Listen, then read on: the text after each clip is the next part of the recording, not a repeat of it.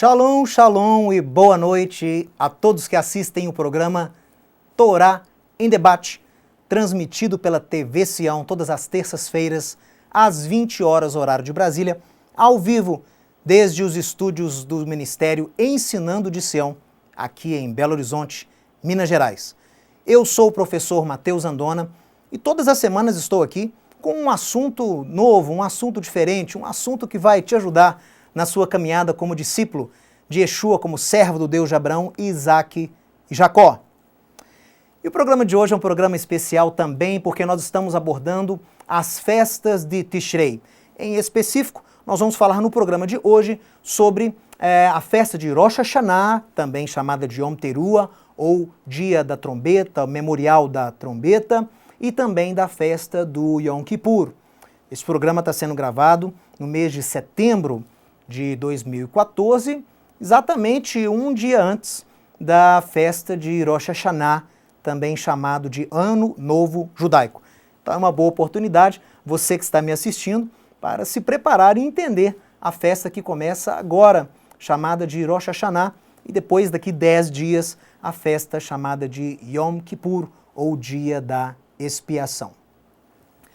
Eu quero lembrar que todos os associados da ABN, a Associação Ames Brasil Net, eles podem interagir comigo durante o programa Torá em Debate. É bem fácil. Você que é membro associado da ABN, basta você acessar o Facebook, você vai acessar a página da ABN no Facebook e lá haverá o post do programa Torá em Debate de hoje, Rosh Hashanah e Yom Kippur.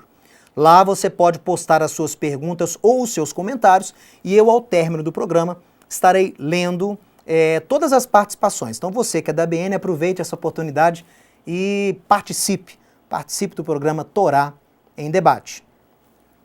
Então, como eu disse, hoje no programa nós trataremos de duas festas muito especiais. Elas estão ligadas entre si por uma diferença de 10 dias. Estas festas ocorrem geralmente no outono do hemisfério norte, então outono é em Israel, e no nosso caso aqui no Brasil, na primavera, né? Então são hemisférios diferentes. Mas as festas de outono em Israel são festas muito especiais. A primeira delas é chamada de Rosh Hashanah. 10 dias depois nós temos a festa de Yom Kippur, que também é uma festa, apesar do sentido ser completamente diferente.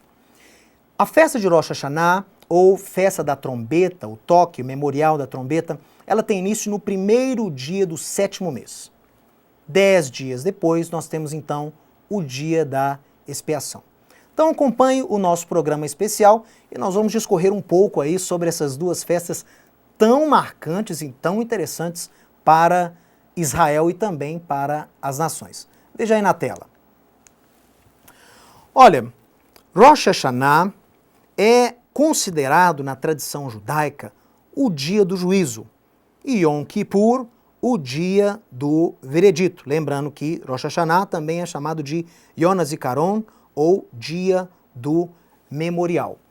Então, antes de nós entrarmos propriamente dito, né, nas festas de Rosh Hashanah e Yom Kippur, é interessante que você saiba que para a tradição judaica, na tradição judaica, para o judeu, Rosh Hashanah tem um entendimento universal nos meios judaicos como sendo o dia do juízo. É o dia do julgamento. Então, na tradição judaica, tem-se que, nesse dia, o Eterno começa a revisar os nomes.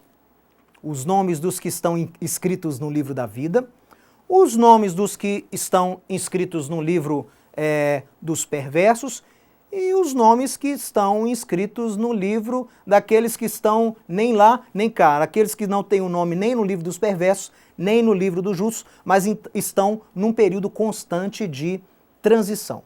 Então, se Rosh Hashanah, o primeiro dia do 7º mês, marca com o toque do shofar um aviso, por isso que essa festa é declarada lá em Levítico 23 como sendo a festa do shofar. É uma festa que anuncia, uma festa que serve para alerta em Israel. A única prescrição do Eterno com Rosh Hashanah é o toque do shofar. É um dia que Israel deveria se unir e tocar o shofar. Tocar o shofar para quê? O toque do shofar, o toque da trombeta, é sinal de aviso em Israel, é sinal de alerta em Israel. É um toque que serve para Israel se preparar para o Yom Kippur, que na tradução judaica é chamado de o dia do veredito. É o dia onde o Eterno dará o veredito e selará, nesses 3 livros, né, que a tradição judaica pregou, selará nos 3 livros os nomes que ali estiverem. Então, durante esses 10 dias, nós temos os dias temíveis, né? Chamados em hebraico de Yamim Noraim, são os dias temíveis, e nesses dias há muita preocupação por parte de Israel de arrependimento, de conserto entre as partes, né? O Eterno está muito preocupado nessa época com o conserto do relacionamento entre nós homens. Não é tanto o perdão pelos pecados que você comete contra o Eterno, mas mais importante nesse período é você acertar os ponteiros com o seu próximo, com o seu vizinho, com o seu amigo, com o seu conhecido. Então, este período em Israel, desses 10 dias entre Rosh Hashanah e Yom Kippur, os dias temíveis, são dias de muito arrependimento, são dias que todos os dias são oradas as orações do Slichot, né, que são pedidos de perdão a Deus por faltas cometidas ao próximo e também ao Eterno de Israel. Bom, vamos acompanhar aí. Rosh Hashanah é celebrado sempre no primeiro dia do 7º mês, que é chamado em hebraico hoje de Tishrei, o mês de Tishrei, e Yom Kippur no 10º dia de Tishrei. Então ali há a referência Levítico no capítulo 23, versos 24. Então nós vamos ler, você que está me acompanhando, pode abrir a sua Bíblia agora em Levítico, capítulo 23, Levítico capítulo 23, verso 24. Então vamos ler aqui a prescrição da festa do Rosh Hashanah, ou como está aqui na Torá, Yom Teruah, o dia do toque do shofar.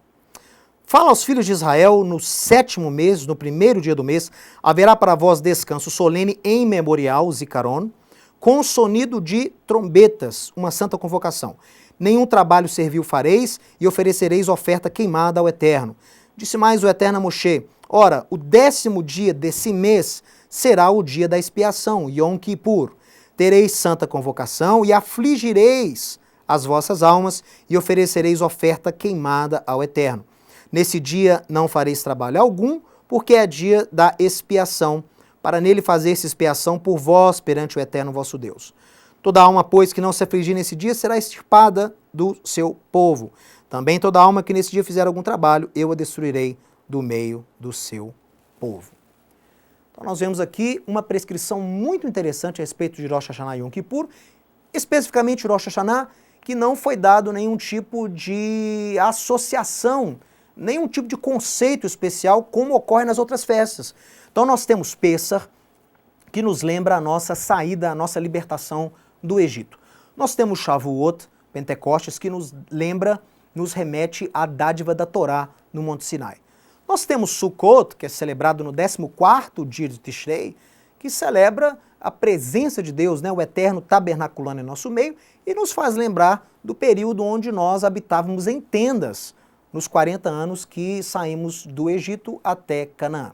Mas Rosh Hashanah não foi dado nenhuma explicação aqui na Torá.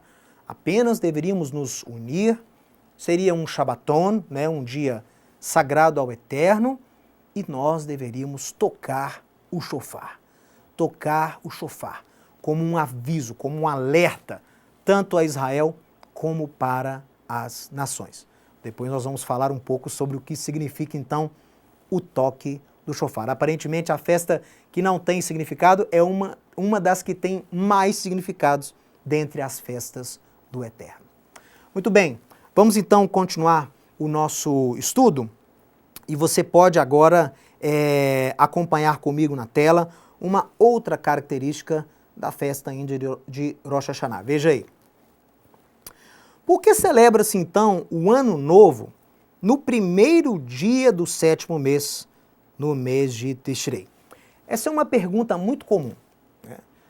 Pessoas perguntam, puxa vida, mas se o Eterno declara que o primeiro mês seria o mês de Aviv, ou o mês de Nissan, como é chamado hoje em dia, e seria marcado com o Pêssar, com a Páscoa. Então a Páscoa marcaria o início desse primeiro mês. Então a contagem, o início do ano, seria então na primavera de Israel com a festa de Pêssar, no mês de Nissan ou Aviv, né? Aviv é como era chamado nos dias bíblicos também. Bom, por que então celebra-se o Ano Novo Judaico nesta data, no primeiro dia do sétimo mês? Por uma razão bem compreensível e até simples também. Pêssar, que marca o início da contagem do ano, esta é uma contagem, um calendário litúrgico.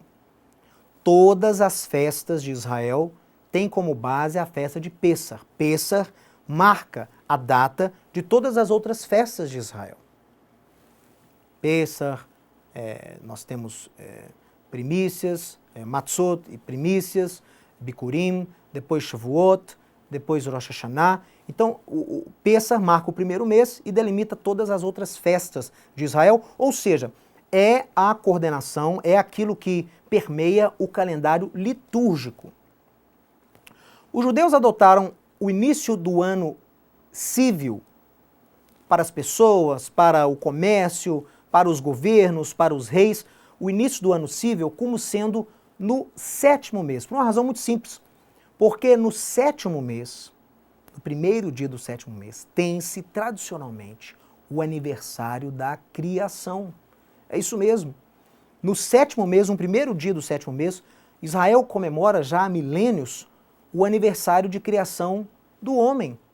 O aniversário da criação. Então isso é um renovo, é uma data de renovo, é um aniversário da criação. Por isso que o ano novo foi atribuído, o ano novo cívil, foi atribuído em Israel para o sétimo mês, onde celebra-se o aniversário da criação. Mas o calendário litúrgico continua sendo o calendário cujo primeiro mês é em Nissan, que é com a festa de Pêssar.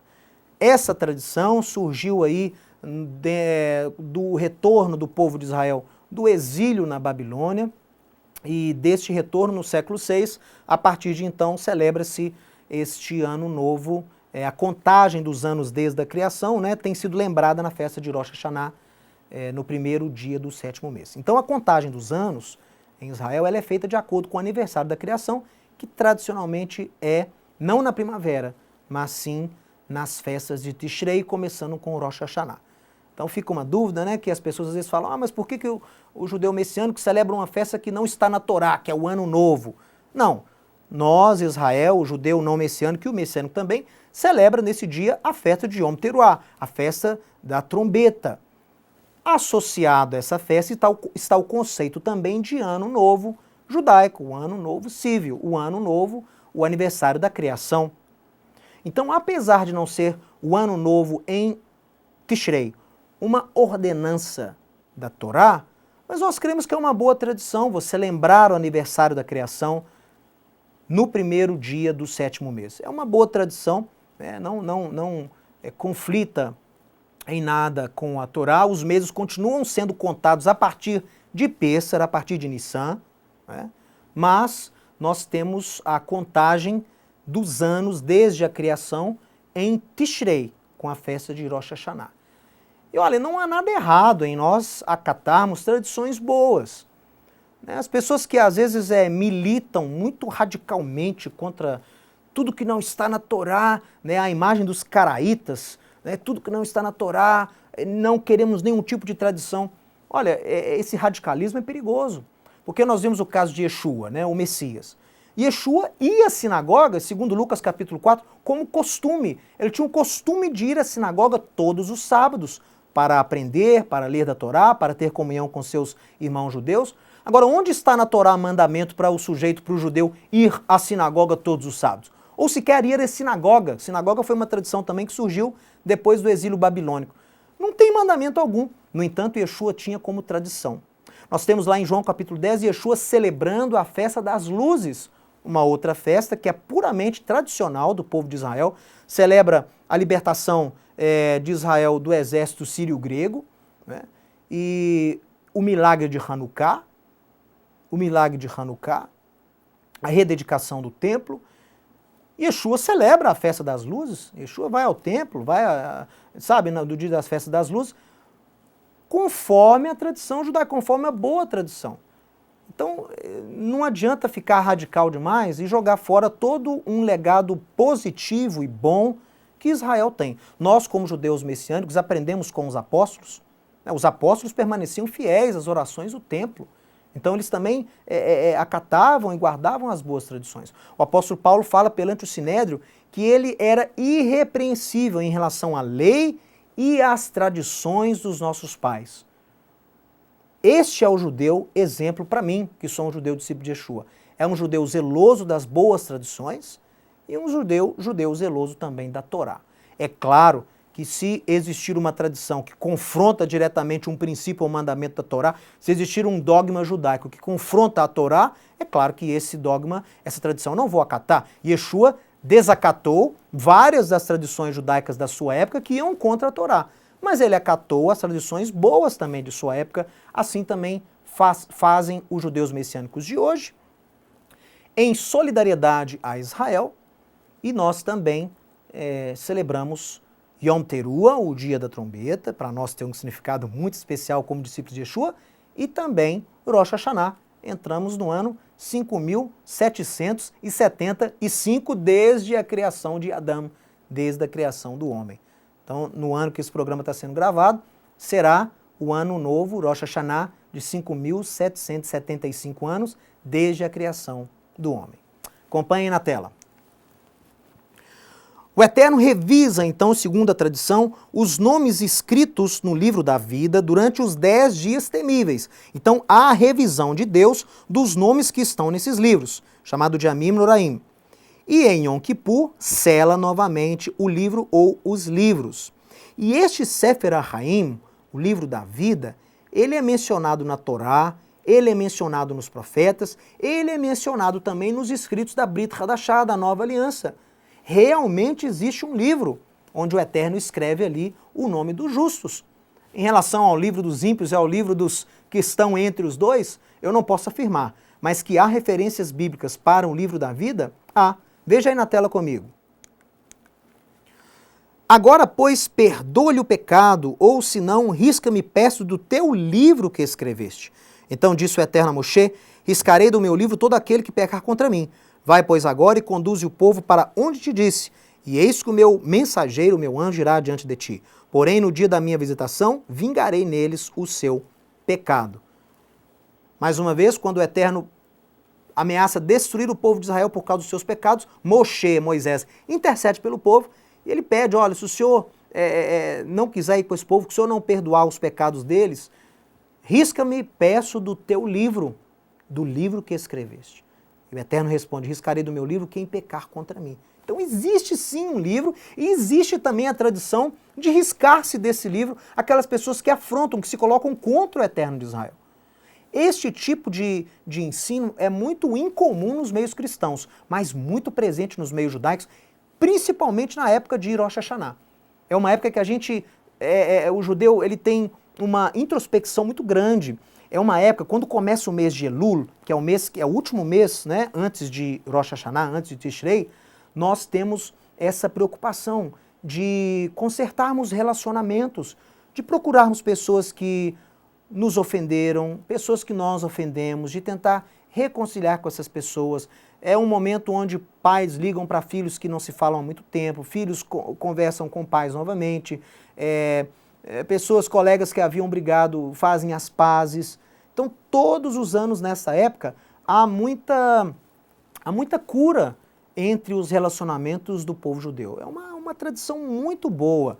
Por quê? Porque o conceito é que o Eterno, ele revisa os nomes nesses livros durante esses 10 dias de Yom Kippur de Rosh Hashanah até Yom Kippur. E o judeu quer ter o seu nome escrito no livro da vida e não quer ter o seu nome tirado do livro da vida e colocado no livro dos ímpios.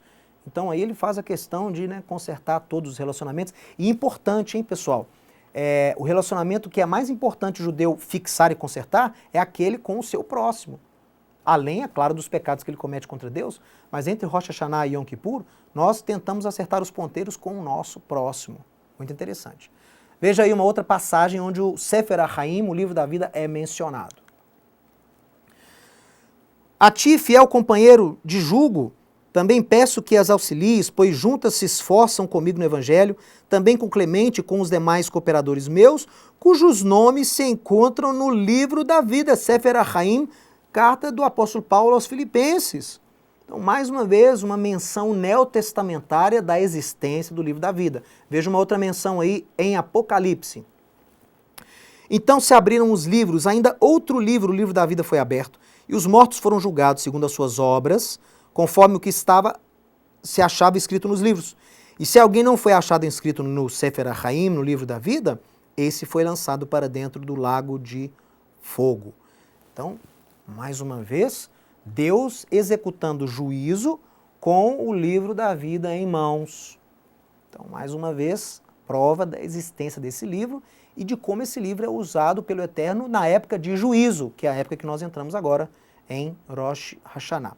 Agora eu quero mostrar para vocês uma inscrição muito importante, faz parte dos poemas que nós lemos durante Rosh Hashanah. É um poema muito bonito que fala, parte dele, sobre o livro da vida. Dê uma olhada aí. Em Rosh Hashanah serão inscritos e em Yom Kippur serão selados os que passarão deste mundo e os que serão criados, os que viverão e os que morrerão, os que morrerão antes do dia predestinado ou antes do seu tempo. Quem descansará e quem vagará, quem viverá em harmonia e quem atrairá contenda, quem aproveitará a tranquilidade e quem sofrerá. Quem será desprovido e quem será enriquecido, quem será humilhado e quem será exaltado. Este poema que eu citei aqui, um pedaço dele, é o Netanet Tokef, escrito pelo rabino Amon de Mainz, na Alemanha, provavelmente no século XI. O rabino Amon, a história de composição desse poema é muito importante. Ele foi pressionado para se converter ao catolicismo e ele se recusou. Na verdade, ele pede 3 dias para pensar, mas no intuito de ganhar tempo. Depois dos 3 dias, ele manda mensagem ao bispo e ao rei da cidade que ele não iria comparecer e jamais iria se converter, aceitar outra religião. Ele então é obrigado, ele é preso, levado então à presença do rei e do bispo da cidade, e ele então pede para que a sua língua seja cortada como expiação para os seus pecados. Ao invés disso, as autoridades da cidade mandam cortar os membros dele, eles cortam as pernas e os braços deste rabino. E ele então, isso foi antes da festa de Rosh Hashanah. Em Rosh Hashanah, ele pede para que ele fosse carregado até a abertura de Rosh Hashanah, o culto de Rosh Hashanah, e ele então declara esse poema maravilhoso, né, o Netanet Tokef, ele declara esse poema e em seguida ele morre.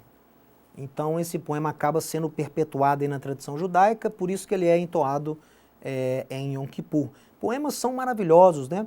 Nós temos outro tipo de poema como esse, que nós usamos nas orações, que é o Adon Olam, né? O Adon Olam é também na categoria de poema que nós utilizamos frequentemente. Mas esse, o Netanet Tokef, é mais na época de Rosh Hashanah. Então, mais uma vez, você vê a tradição judaica da importância de ter o seu livro inscrito na vida e da importância de ter realmente o nome no livro certo.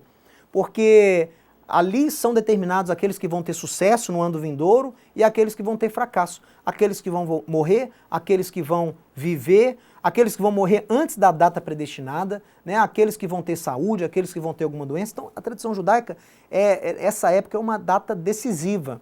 Então, por isso que o judeu se prepara muito desde Rosh Hashanah, aliás, um mês antes, né? Se prepara no mês de Elul para encarar as orações e as festividades que envolvem esses dias. Bom, vamos avançar o nosso estudo então, acompanhe aí na tela. Olha, Rosh Hashanah é considerado então o aniversário da criação, como eu disse, e estaríamos entrando no ano de 5.775.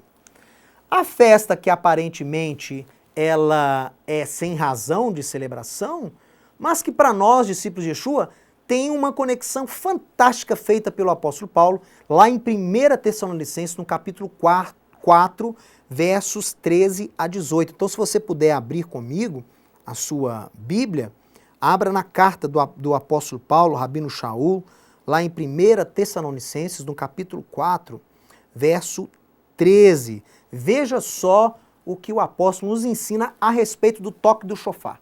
Então, como essa festa é muito enigmática para o judeu, não se entende muito por que o do toque do chofar. Sabe-se que é um som de alerta, sabe-se que é uma época onde Israel é avisado para se preparar para o juízo. E o apóstolo Paulo faz um ensino muito interessante aqui na carta aos Tessalonicenses. Olha, não queremos, porém, verso 13 do capítulo 4, não queremos, porém, irmãos, que sejais ignorantes acerca dos que dormem, para que não vos entristeçais como os outros que não têm esperança. Porque se cremos que Yeshua morreu e ressurgiu, assim também aos que dormem, Deus, mediante Yeshua, os tornará a trazer juntamente com ele. Então aqui a importância do discípulo de Yeshua crer na ressurreição. Nós cremos, devemos crer na ressurreição, ou seja, aqueles que dormem, que aguardam em Yeshua, os justos, serão ressuscitados pelo próprio Eterno de Israel. E quando que eles serão ressuscitados? Veja só. Porque se cremos que Yeshua morreu e ressurgiu, Deus também, mediante Yeshua, tornará a trazer com ele os que dormem em Yeshua. Verso 15.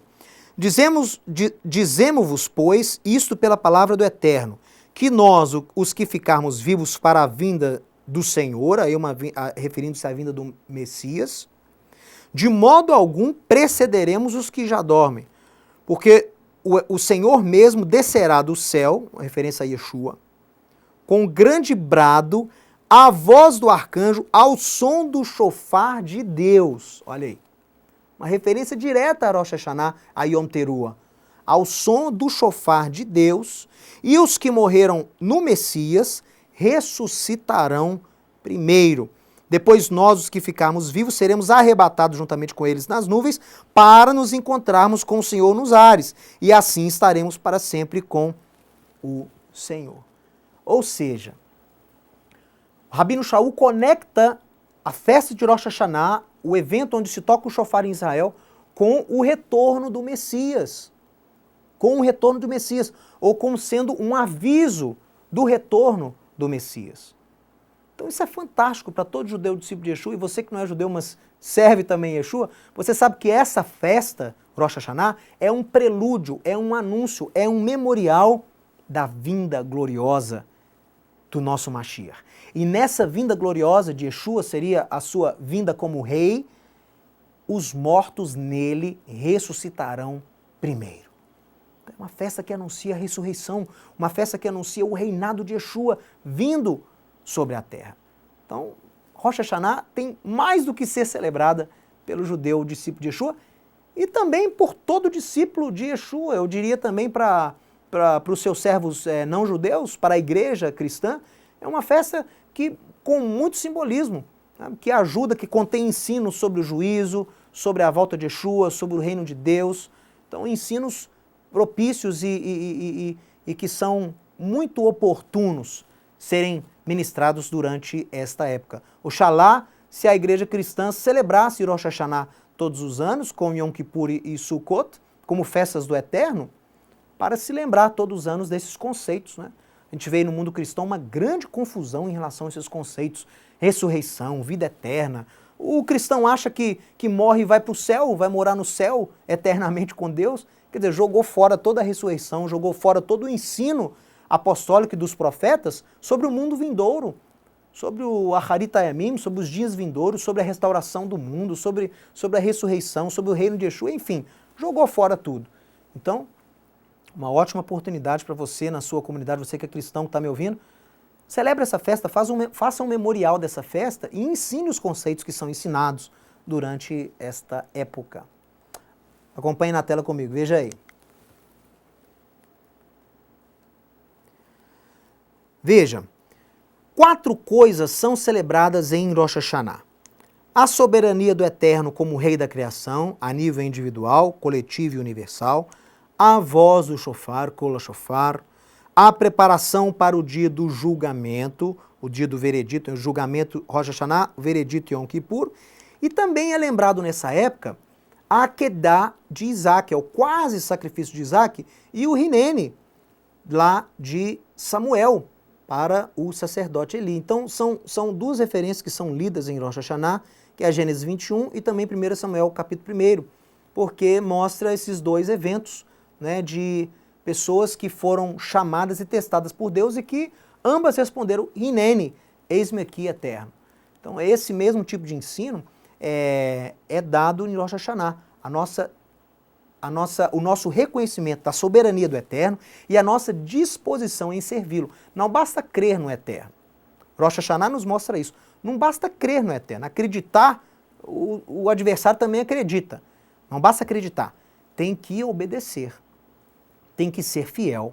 Daí muitas vezes obedecer sem ter a compreensão clara do porquê, mas por fé. Então, tanto Abraão, quanto Shmuel, quanto Samuel, são exemplos de pessoas que obedeceram ao Eterno, que se dispuseram para serem instrumentos na mão do Eterno. Hoje em dia, o mundo cristão valoriza muito mais o crer do que o proceder. Valoriza muito mais apenas a fé do que as obras. No meio judaico é o contrário. Valoriza-se muito o proceder e nem tanto assim o crer. O judeu, tipicamente, não está preocupado se você crê ou não crê, se você... Não, tem muitos judeus até que nem creem em Deus. Não estou dizendo que isso é certo, mas estou falando que o judaísmo normativo de hoje dá preocupação muito maior às coisas que o judeu faz do que às coisas que o judeu crê. Menos quando o assunto é Yeshua. Porque quando o assunto é Yeshua, se ele é ou não o Filho de Deus, se ele é ou não o Messias, aí o judaísmo se transforma. Aí ele quer saber no que você crê. Aí o judeu fica igual o cristão inquisitorial. Ele quer saber se você crê que Yeshua que é o Filho de Deus. Porque se você acredita, você pode ser o judeu que pratica toda a halahá, que pratica todas as mitzvot, que cumpre a Torá regularmente, com amor, com sinceridade, com kavaná. Mas se você na sua cabeça e no coração acreditar que Yeshua é o Messias, vai ser rejeitado, vai ser um mexumado, vai ser um traidor, vai ser um herege, e vão te rejeitar e vão te marginalizar. Em relação a Yeshua, o judaísmo se transforma no cristianismo. Isso é uma injustiça que se comete contra o judeu discípulo de Yeshua. O sujeito é judeu, dá testemunho exemplar da sua vida como judeu, mas se acredita que Yeshua é o Messias, já não é considerado mais judeu. Por que as autoridades rabínicas não agem assim também com os milhares e milhares de judeus que nem em Deus creem, mas que vão às sinagogas, que fazem parte da comunidade, mas são ateus, nem em Deus creem? E os outros milhares e até milhões que se envolvem com o esoterismo, com religiões orientais, principalmente em Israel? Rabino nenhum quer saber se esses jovens, se essas pessoas, se esses judeus estão envolvidos lá com o esoterismo. Então logo eles continuem guardando, né, a halahá e demonstrando publicamente que guardam as tradições. Ninguém quer saber se o camarada, se o judeu está crendo ou se não está crendo, se crê que o Shabbatai Tzvi é o Messias, se crê que o Schneerson é o Messias, se crê que a Golda Meir é o Messias, se crê que o Ben Gurion é o Messias. Ninguém está nem aí. O cara pode crer em qual Messias ele quiser, ele vai continuar sendo judeu. Mesmo não cumprindo tradição nenhuma. Continua sendo judeu, não é rejeitado.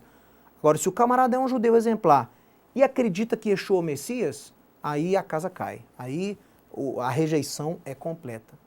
Grande injustiça em relação aos servos judeus de Yeshua, assim como era nos dias dos apóstolos, no dia de Yeshua, é também hoje. Perseguem os profetas, perseguem aqueles que querem servir a Deus em santidade, são dominados muitas vezes por hipocrisia e por razões, motivações políticas. Então fica aqui o meu apelo, fica aqui a minha indignação em relação a esse comportamento da autoridade rabínica normativa hoje, do rabinato hoje em Israel. Que se assemelha-se aos cristãos quando o assunto é Yeshua. Infelizmente. Bem, vamos falar agora um pouquinho sobre Yom Kippur, que é o dia da expiação.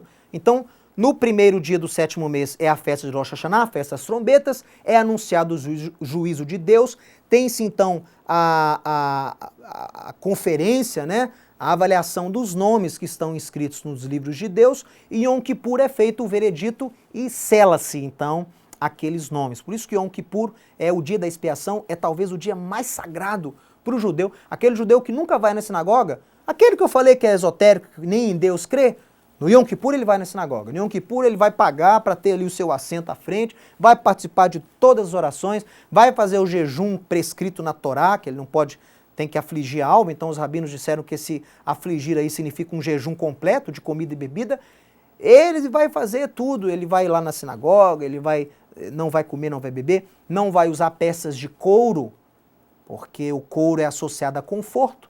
Então, na Idade Média, né, couro era extremamente ligado ao conforto, então a tradição judaica é que não se usa couro no dia de Yom Kippur, no meio ao jejum e às orações que são feitas na sinagoga.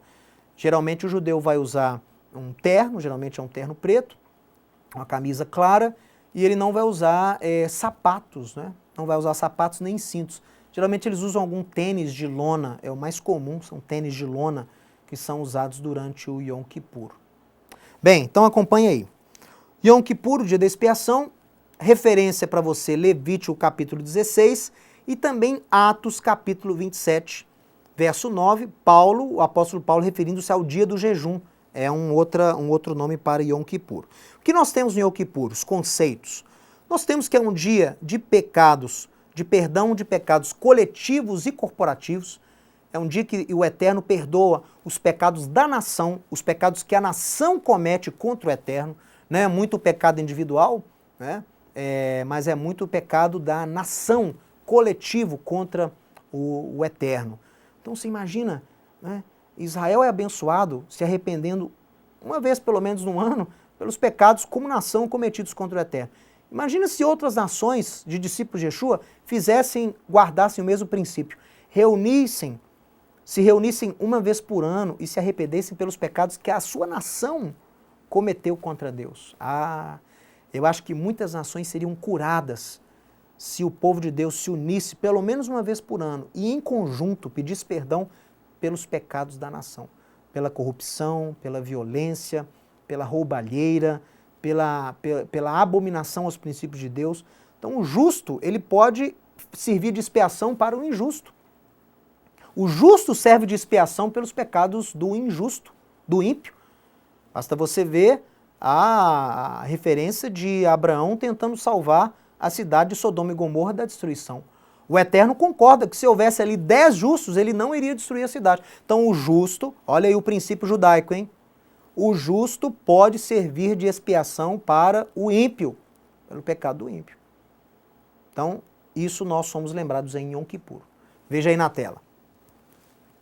Clamor e arrependimento nacional, isso ocorre em Yom Kippur. Para o Senhor e para Azazel, né? Aqui nós temos parte da tradição que era feita lá em Israel, que envolve também esse próximo conceito do Flávio Joséfos e o Yom Kippur. Né? Então, o que é isso aí que eu coloquei para que você lembre? Flávio Joséfos, historiador judeu, no período intertestamentário, período do Novo Testamento, vamos dizer assim, ele escreveu coisas interessantíssimas sobre Yom Kippur. A tradição judaica pregou que no dia do Yom Kippur eram levados, né, os bodes, 2 bodes, e os pecados da nação de Israel eram confessados ali nos ouvidos daquele bode, dos 2 bodes. Um bode era sacrificado, né, tirava-se então a sorte dos bodes, por isso que eu coloquei ali, um dos bodes seria para o Senhor, seria sacrificado e o sangue dele seria aspergido no propiciatório, dentro do Santíssimo Lugar. Era o único dia no ano que o sumo sacerdote ele adentrava ali na presença da arca e aspergia o sangue desse bode para o Senhor, do bode expiatório, sobre as quinas do propiciatório, da arca. O outro bode que saísse no sorteio para Azazel, Lazazel, a fita vermelha era amarrada no bode, cortava-se aquela fita vermelha, metade da fita era amarrada no portão principal do templo e do tabernáculo, né, antigamente, e a outra metade vermelha ficava no chifre do bode. Uma pessoa indicada para aquilo enviava o bode para Azazel e todo mundo ficava fitando ali aquela fita vermelha às portas do templo. Quando o Eterno tivesse aceitado aquele sacrifício do bode para Azazel, a fita amarrada na porta do templo tornava-se branca. E aí todo o povo comemorava e regozijava que Deus havia aceitado e perdoado os pecados da nação de Israel. Agora, o detalhe é quando esse bode, quando o sumo sacerdote confessava no ouvido do bode, o bode expiatório para Azazel, todos os pecados da nação de Israel, aquele bode ele era retirado desde ali da área do tabernáculo, do templo, até a região de Azazel. E enquanto ele estava passando ali pelo povo de Israel, ele era desprezado. Cuspiam nele. Ninguém queria ter aquele bode ali, ele era menosprezado. Por quê? Porque ele representava a culpa, ele representava os pecados da nação de Israel. O povo queria ver o bode o mais longe possível e aguardando o Eterno aceitar o sacrifício daquele bode e ele então, a fita vermelha então se tornar branca. Por isso que lá o profeta Isaías, no capítulo 53, faz uma comparação maravilhosa do ungido de Deus com esse ato de ser menosprezado pelos pecados. Então alguém que carrega o pecado do povo, alguém que pode trazer expiação, que o seu sacrifício pode trazer expiação ao povo, sendo desprezado, sendo menosprezado, enquanto vai carregando o pecado da nação.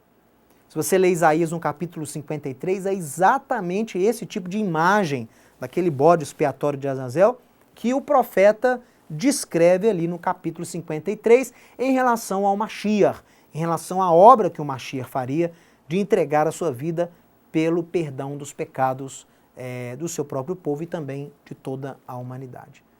Então é muito judaico esse conceito, né, de expiação, de um justo expiar pelo pecado do injusto, e essa comparação que Isaías faz entre o bode expiatório. Isaías não menciona o bode expiatório em Yom Kippur, mas a imagem ali do desprezo é semelhante ao que nós tínhamos lá nos dias do templo em Yom Kippur. E Flávio Josefos também, para terminar, ele fala uma coisa interessante, que por volta do ano 33, 34, 35 da Era Comum, vamos dizer assim, há uma outra correspondência com os anos dos jogos, né, no Império Romano, mas enfim, o ano que ele diz que corresponderia ao ano 33, 34, Josefos fala que fenômenos estranhos começaram a ocorrer na área do templo. A primeira coisa que ele fala é que os sacerdotes não podiam mais deixar a porta do templo, né, do prédio do templo, aberta. Alguma coisa aconteceu lá dentro que os sacerdotes tinham que fechar constantemente as portas do prédio do templo e todas as vezes as portas amanheciam abertas misteriosamente. Uma das coisas que acontece quando Yeshua entrega a sua vida pelos pecados da humanidade é que o véu que separava o santo lugar do santíssimo lugar, do lugar santíssimo, foi rasgado de fora a fora. Então, talvez por causa disso, Flávio Josefos diz que as portas externas tinham que ser fechadas, porque o santíssimo lugar ficou, então, exposto. Né? Muito interessante isso. E ele fala também que, a partir desse ano, a tal da fita vermelha, que se tornava branca, todos os anos anteriores, jamais ficou branca novamente. Jamais ficou branca. A partir desse ano 33, 34, da Era Comum, nunca mais a tal da fita ficou branca, e isso perdurou até o ano 70, quando o templo foi destruído. Interessante, né? Ou seja, isso mostra que o sacrifício de Yeshua, a obra do Messias, ela serve como propiciação, como expiação, como um sacrifício eterno. Então ele vale até hoje, ele é válido até nos dias de hoje. O sangue do Mashiach, ele verte até os dias de hoje, ele é eficaz até os dias de hoje. É um sacrifício eterno. Por isso que ele engloba em si todos os sacrifícios que eram feitos no templo para a remissão de pecados. Então, estes sacrifícios de remissão de pecados, eles são cumpridos totalmente com o sacrifício de Yeshua. Os outros sacrifícios templários, como ação de graças, entrega de votos, etc., continuaram sendo normalmente feitos no templo.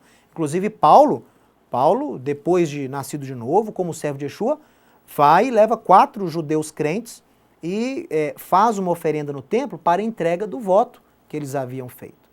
Então, esses sacrifícios continuam sendo feitos. Os sacrifícios para expiação de pecados são cumpridos ali com o sacrifício do Mashiach. Vamos acompanhar na tela, então. Então, aí a comparação fantástica de Yeshua com o bode expiatório. E lembrando de um problema, né, pessoal? De um problema que existe nos dias de hoje, que é um conceito da Torá que o autor de Hebreus repete lá em Hebreus 9, 22. Sem sangue não há remissão de pecados. Isso é um princípio universal do judaísmo.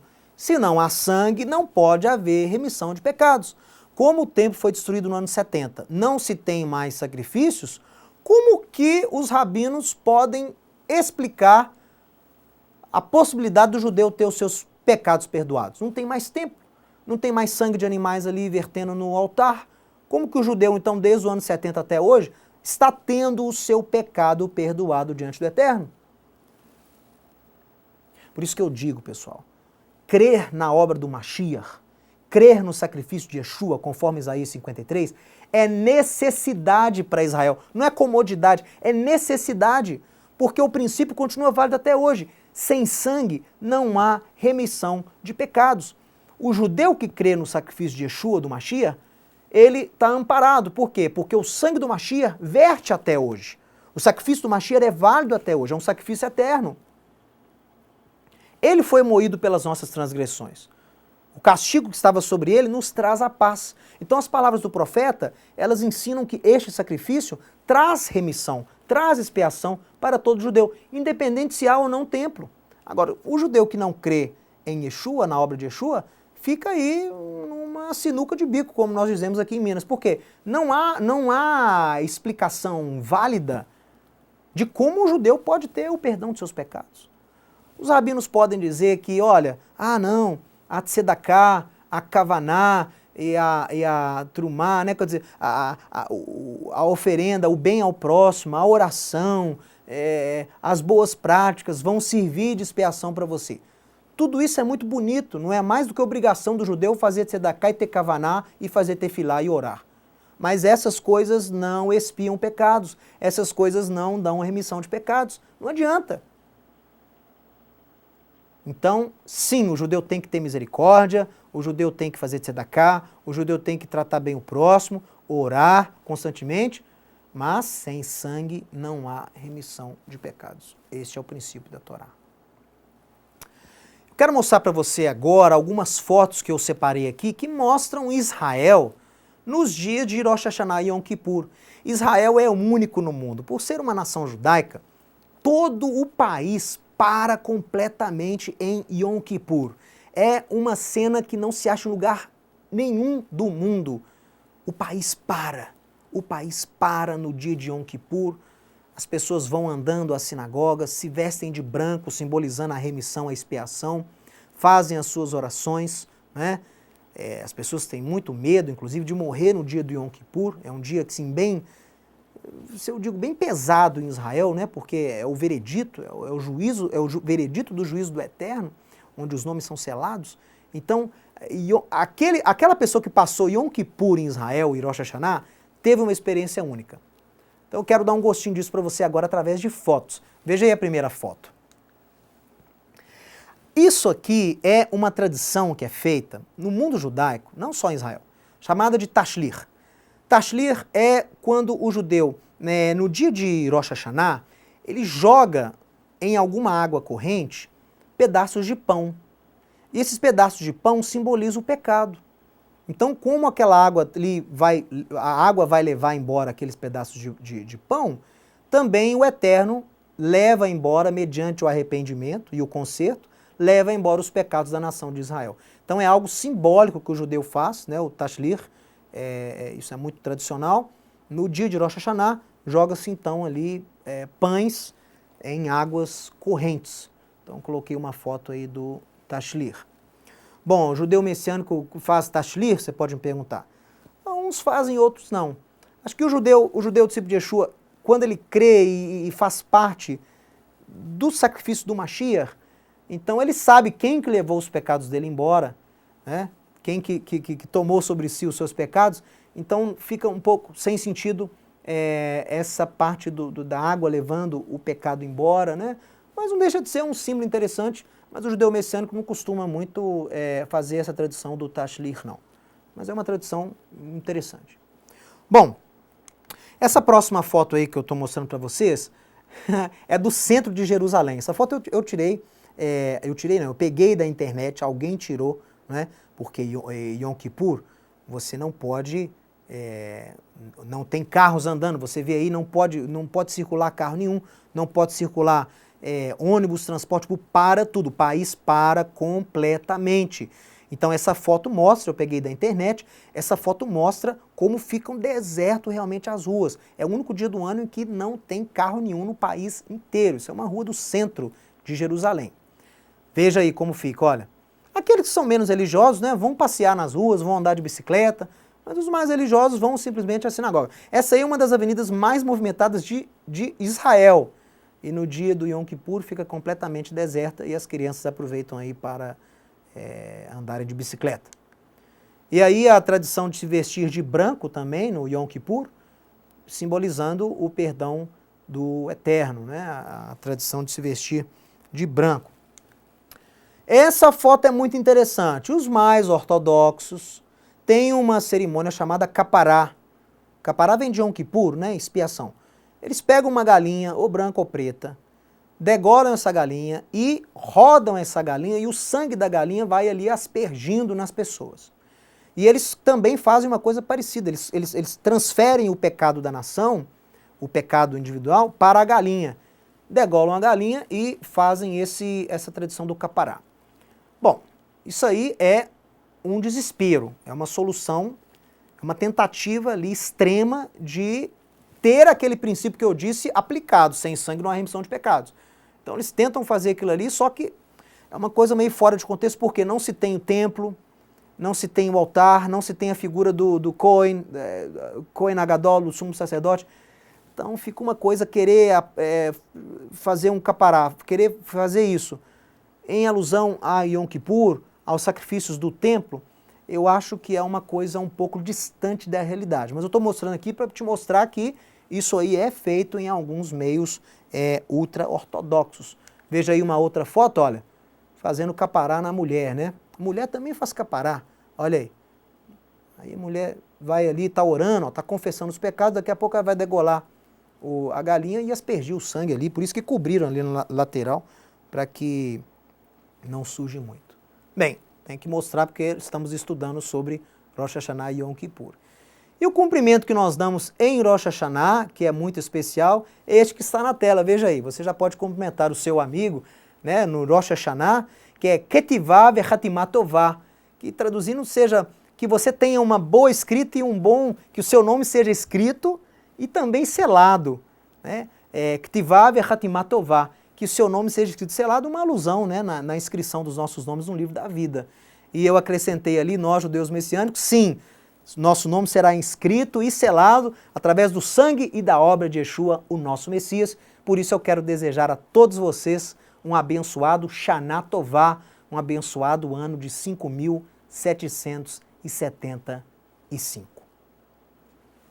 E o programa Torá em Debate vai ficando por aqui. Eu quero agradecer a sua presença e desejar a todos, né, do fundo do meu coração, um Shana Tová Umetuká, um ano doce, novo e doce, e que o Eterno possa realmente estar selando e escrevendo os nossos nomes no livro da vida, através do nosso Messias, Yeshua.